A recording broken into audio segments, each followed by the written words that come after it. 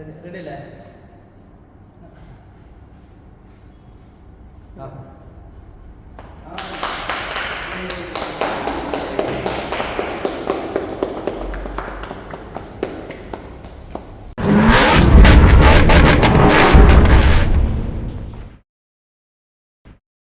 Friends, അപ്പോൾ പുതിയ വണ്ടി എടുത്തിട്ട് ആദ്യം തന്നെ നമുക്ക് വീട്ടിലൊക്കെ പോയിട്ട് നേരെ നമ്മളെ ഗ്യാരേജിലേക്ക് വന്നപ്പോൾ വണ്ടി ഇങ്ങനെ ഉള്ളിലൊക്കെ കയറ്റി ലിഫ്റ്റ് ഫ്രീ ആണ്. അപ്പോൾ ഞാൻ വണ്ടിൻ്റെ അടിഭാഗം ഒന്ന് കാണാൻ വിചാരിച്ച് അപ്പോൾ പൊന്തിക്കുകയാണ്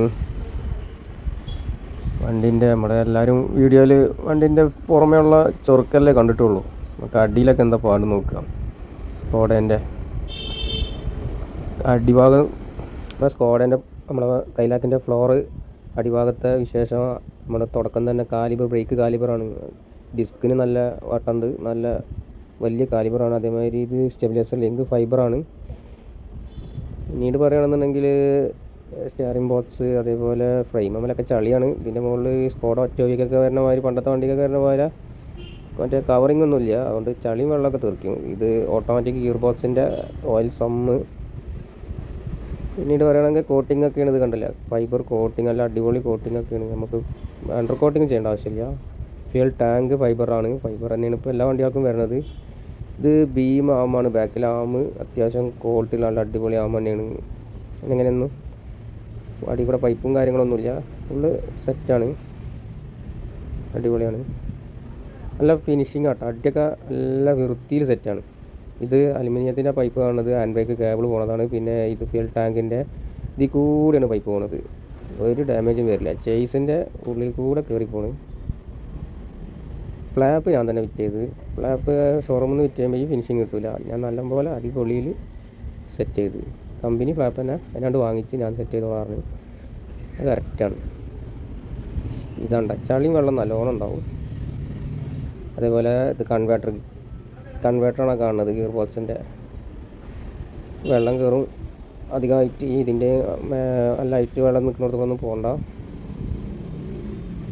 ഓയിൽ ഫിൽറ്ററൊക്കെ അടിയിലാണ് വരുന്നത്, സാധാരണ വരുന്ന പോലെ തന്നെ. സ്റ്റിയറിംഗ് ബോക്സ് പോളൊക്കെ വരുന്ന പോലെ. ഇത് കാറ്റലിക് കൺവേർട്ടർ, അതിൻ്റെ സെൻസറും കാര്യങ്ങളൊക്കെ അതിന്മേലുണ്ട്. 1, 2 പിന്നെ ഇതൊരു ചെറിയൊരു കൺവേർട്ടർ ഇവിടെ കാണുന്നുണ്ട്. ഒരു മഫ്ലർ ഇതിന് ഒന്നും കൂടെ അതായത് തൊട്ടടുത്ത് തന്നെ ഉണ്ട്. സൈലൻറ്റ്, സ്റ്റാർട്ടിങ്ങൊക്കെ സ്മൂത്താണ്. ഇതിൽ കൂടെ ഒരു സംഭവം പോകുന്നുണ്ട് കേട്ടോ. അയ്യോ, ഇതിൽ കൂടെ പോകുന്നത് ബ്രേക്കിൻ്റെ പൈപ്പാണ്. 2 പൈപ്പ് റിയർ ബാക്കിക്കുള്ള. മൊത്തത്തിൽ പറഞ്ഞു കഴിഞ്ഞാൽ അടിപൊളിയാണ്. സെറ്റിങ്സൊക്കെ അടിയിൽ ഫുള്ള് വൃത്തിയിലാണ്. ഇത് ബ്രീത്തർ പൈപ്പ്, അതിൻ്റെ ടാങ്കാണത്. പിന്നീട് പറയുകയാണെന്നുണ്ടെങ്കിൽ സൈലൻസറൊക്കെ വന്നിട്ടുള്ളത് ഉണ്ടല്ലോ, സൈലൻസർ തൂങ്ങി നിൽക്കണില്ല, കറക്റ്റായിട്ടാണ് വരുന്നത്. ഞാൻ കാണിച്ചുതരാം. ഇത് ബാക്ക് ഡ്രമ്മാണ് കേട്ടോ. ബ്രേക്കൊക്കെ, ABS സെൻസർ, ഷോക്കപ്പ്, സൈലൻസർ കണ്ട, സൈലൻസർ വന്നിട്ടുള്ള അടിപൊളിയിലാണ് വന്നിട്ടുണ്ട്. സൈലൻസറിൻ്റെ ചൂട്, ഫ്ലോറിൽ തട്ടാതിരിക്കാനുള്ള കോട്ടിങ് എല്ലതും ഉണ്ട്. മാരുതിയിലൊക്കെ അങ്ങനെ സത്യം പറഞ്ഞാൽ മാരുതിൻ്റെ വണ്ടിയൊക്കെ ലോങ്ങിൽ നിന്ന് കാണുമ്പോൾ, ഇപ്പോൾ വിക്ടോറിയസൊക്കെ ലോങ്ങിൽ നിന്ന് നോക്കിയാൽ തന്നെ ആ സൈലൻസറിൻ്റെ ആ വളഞ്ഞു വരുന്ന ഭാഗം നമുക്ക് കാണാൻ പറ്റും. അത് ഒരു ബോറായിട്ട് കാണുന്നുണ്ട്. ഇതൊക്കെ സംബന്ധിച്ച് നോക്കുകയാണെന്നുണ്ടെങ്കിൽ അടിപൊളിയാണ് സെറ്റിങ്സൊക്കെ അടിയത്തെ. മൊത്തത്തിൽ പറഞ്ഞാൽ ഗിയർ ബോക്സും കാര്യങ്ങളും എന്തായാലും എനിക്കിതിൻ്റെ അടിഭാഗത്ത് എല്ലാ ഭാഗവും നല്ല സേഫ്റ്റിയാണ്. എല്ലാം ഒരു കുഴപ്പമില്ല, എവിടെ ഒരു ഡാമേജും വരില്ല. അപ്പോൾ അടിയിലെ കൂടുതൽ വിശേഷങ്ങളൊന്നും ഇനി പറയാനില്ല. Okay, thank you. ടോപ്പാണ്.